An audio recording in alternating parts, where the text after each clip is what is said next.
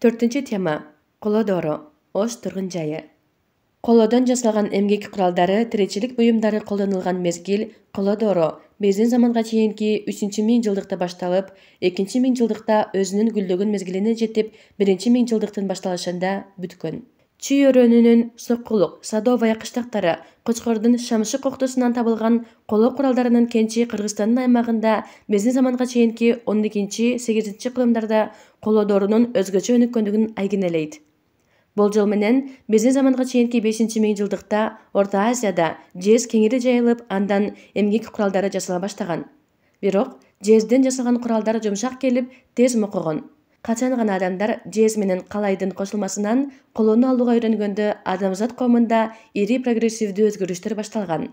Коло дору Борбордук Азияда, анын ичинде Кыргызстанда биздин заманга чейинки 3-нче миңжылдыктан биздин заманга чейинки 10-8 кылымдарга чейинки мезгилди камтыйт.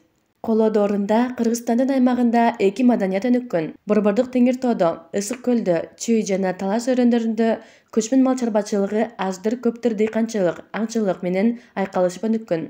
Бул кездеги адамдар Казак талааларындагы жана Түштүк Сибирдеги элдер, уруулар менен байланышта болгон.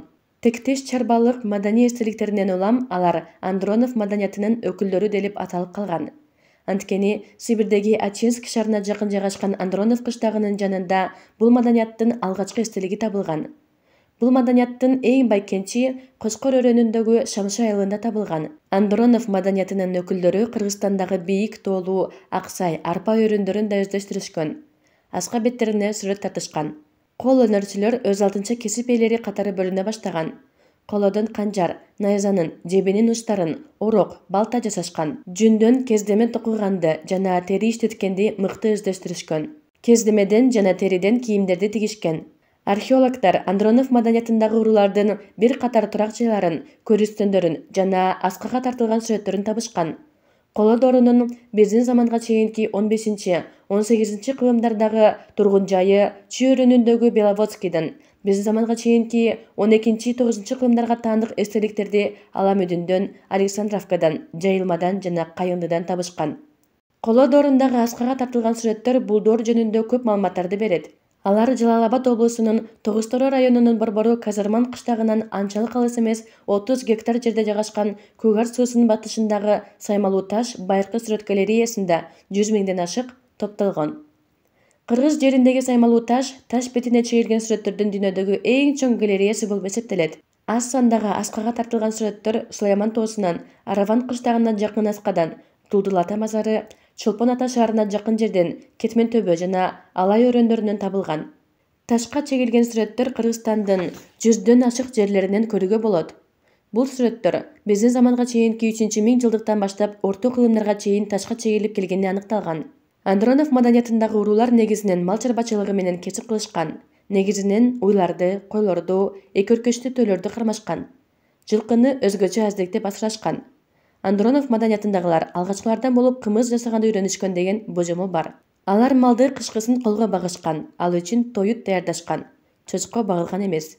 Коло доорунун аягында мал чарбасында көчүп жүрүү шартына ылайык уйдун саны азайып, жылкы көбөйгөн. Ошентип, көчмөн мал чарбачылыгы пайда болгон. Кыргызстандын түштүгүндөгү Фергана өрөөнүндө байыркы дыйканчылыкка негизделген экинчи маданият өнүккөн.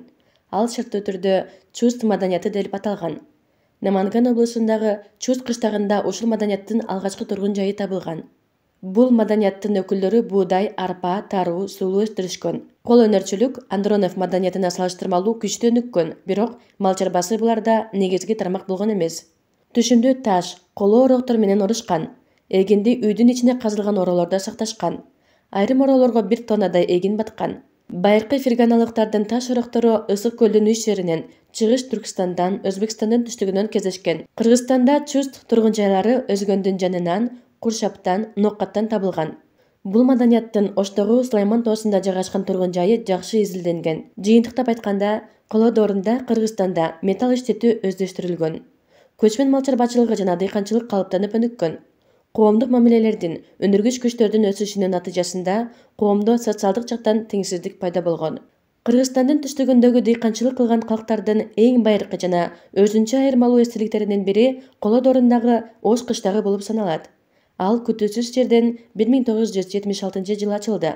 Ошол эле 1976 жайында СССР Илимдер академиясынын археология институтунун Ленинграддагы бөлүмүнүн Фергана экспедициясы Сулайман тоосун изилдей баштайт.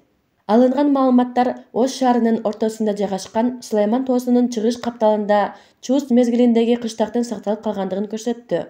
Ал узундугу 200 метрден кем эмес аянтты ээлеп жаткан. 3 жылдын ичинде 1978-1980 жылдардын аралыгы бул жерде ошол тургун жайдын жалпы көрүнүшүн, үйлөрдүн түзүлүшүн, чопо идиштердин тобун, таштан жасалган буюм тайымды жана башкаларды элестетүүгө мүмкүндүк бере турган кеңири изилдөөлөр жүргүзүлдү.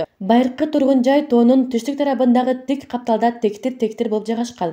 Археологдор эң жогоркусун тоо башындагы аскалардын түбүнөн башталган тектирди изилдешти. Ошол кезде элдердин үйлөрү Сулайман тоосунун борборундагы бийик асканы тегерете жайгашкандыгы жөнүндө божомолдоого болот.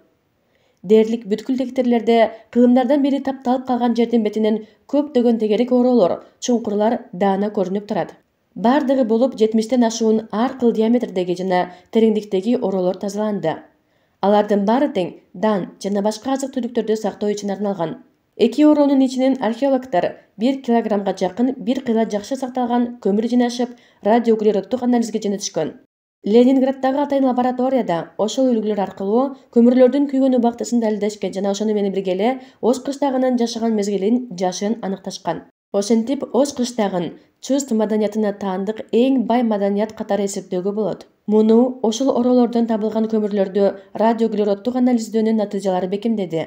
Азыркы Ош аймагындагы биринчи отурукташып жер айдаган калктуу кыштак мындан 3000 жыл мурда пайда болгондугу айкын. Орто Азиянын башка жерлеринен мындай байыркы эл отурукташкан эстеликтер азырынча табыла элек. Ош шаарына 3000 жыл болгон деп ишенимдүү айтсак болот.